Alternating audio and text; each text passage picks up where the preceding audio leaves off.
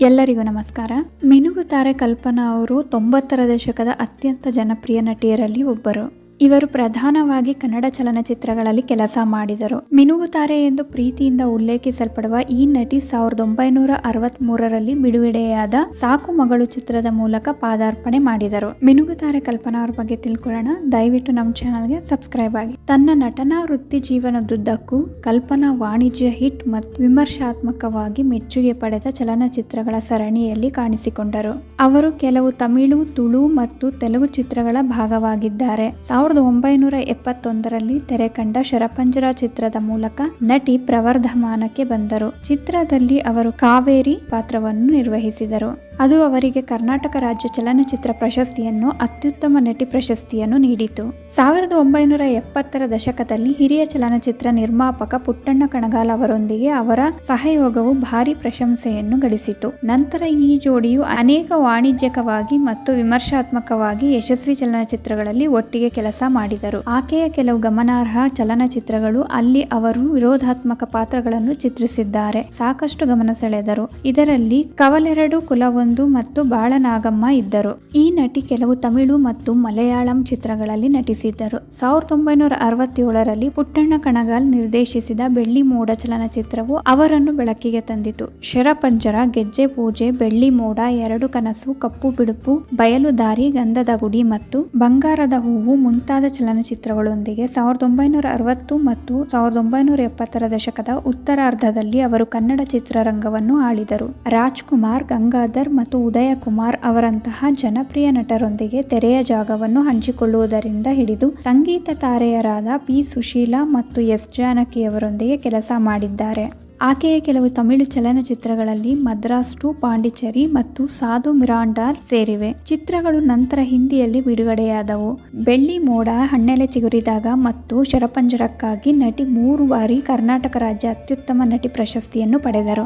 ಚಲನಚಿತ್ರೋದ್ಯಮದಲ್ಲಿ ದೊಡ್ಡ ತಾರಾಪಟ್ಟವನ್ನು ಸಾಧಿಸಿದರು. ನಟಿ ಆರೋಗ್ಯ ಸಮಸ್ಯೆಗಳು, ಕಳಪೆ ಆರ್ಥಿಕ ಸ್ಥಿತಿ ಮತ್ತು ವಿಫಲ ಸಂಬಂಧ ಸೇರಿದಂತೆ ಹಲವಾರು ಅಂಶಗಳಿಂದಾಗಿ ತನ್ನ ಜೀವನವನ್ನು ತ್ಯಜಿಸಿದ್ದಾರೆ. ಅವರು ಮೇ 12, 1979ರಂದು ನಿಧನರಾದರು.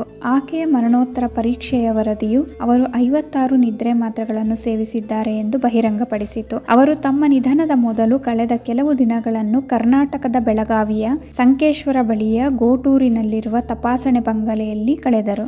1942ರಲ್ಲಿ ಮಂಗಳೂರಿನಲ್ಲಿ ಜನಿಸಿದ ಕಲ್ಪನಾರ ತಂದೆ ಕೃಷ್ಣಮೂರ್ತಿ, ತಾಯಿ ಜಾನಕಮ್ಮ. ಇವರ ಬಾಲ್ಯದ ಹೆಸರು ಶರತ್ಲತಾ. ಇವರ ಮಾತೃಭಾಷೆ ತುಳು. ಬಾಲ್ಯದಿಂದಲೇ ಅಭಿನಯದಲ್ಲಿ ಆಸಕ್ತಿ ಇದ್ದ ಇವರು ಮುಂದೆ ರಂಗಭೂಮಿಯ ಸ್ತ್ರೀ ನಾಟಕ ಮಂಡಳಿ ಸೇರುತ್ತಾರೆ. ಸುಮಾರು 78 ಚಿತ್ರಗಳಲ್ಲಿ ಅಭಿನಯಿಸಿದ ಕಲ್ಪನಾರ ಕೊನೆಯ ಚಿತ್ರ ಅನುರಾಗ ಬಂಧನ.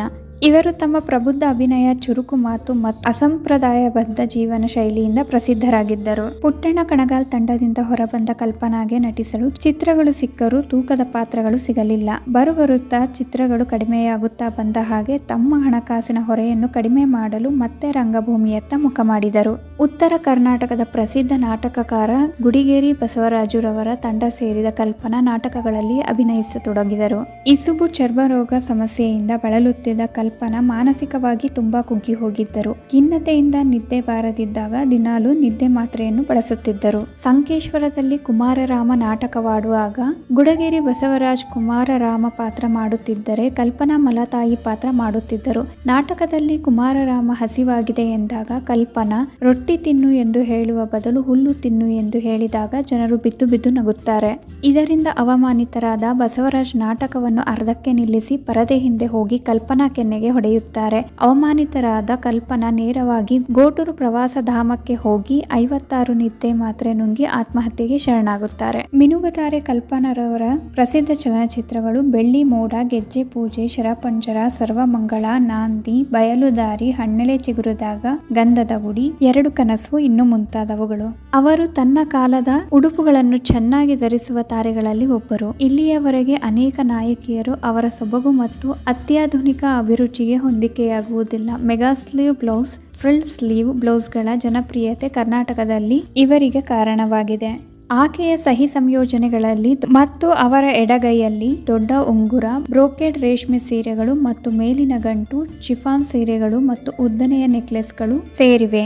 ಆಕೆಗೆ ಒಬ್ಬ ಸಹೋದರ ದಿವಾಕರ್ ಇದ್ದರು. ಕಲ್ಪನಾ ಅವರು ತಮ್ಮ ಚಿಕ್ಕ ದಿನಗಳನ್ನು ಚಿಕ್ಕಮ್ಮ ಸೀತಮ್ಮ ನಟಿಯೊಂದಿಗೆ ಕಳೆದ ನಂತರ ಬಾಲ್ಯದಲ್ಲಿ ರಂಗನಟನೆಯತ್ತ ಸೆಳೆಯಲ್ಪಟ್ಟರು. ಈ ಸಮಯದಲ್ಲಿ ಅವರು ಭಾರತೀಯ ಶಾಸ್ತ್ರೀಯ ನೃತ್ಯದಲ್ಲಿ ತರಬೇತಿ ಪಡೆದರು. ಸ್ಪರ್ಧೆಯಲ್ಲಿ ರಾಜ್ಯ ಮಟ್ಟದಲ್ಲಿ ಪ್ರಶಸ್ತಿಯನ್ನು ಗೆದ್ದರು. ಅವರು ಕೇವಲ 35 ವರ್ಷಗಳ ಕಾಲ ಬದುಕಿದ್ದರು. ಅದರಲ್ಲಿ ಅವರು 15 ವರ್ಷಗಳನ್ನು ಸ್ಯಾಂಡಲ್ವುಡ್ ಚಿತ್ರರಂಗದಲ್ಲಿ ಕಳೆದರು. ಮಿನುಗುತ್ತಾರೆ ಕಲ್ಪನಾರವರ ಇಷ್ಟು ಮಾಹಿತಿಗಳನ್ನು ತಿಳಿಸುತ್ತಾನೆ ಈ ವಿಡಿಯೋನ ಇಲ್ಲಿಗೆ ಎಂಡ್ ಮಾಡ್ತಾ ಇದ್ದೀನಿ. ಈ ವಿಡಿಯೋ ನಿಮ್ಗೆ ಇಷ್ಟ ಆಗಿದ್ರೆ ದಯವಿಟ್ಟು ನಮ್ಮ ಚಾನಲ್ಗೆ ಸಬ್ಸ್ಕ್ರೈಬ್ ಆಗಿ, ಲೈಕ್ ಮಾಡಿ, ಶೇರ್ ಮಾಡಿ, ಹಾಗೆ ಕಮೆಂಟ್ ಮಾಡಿ.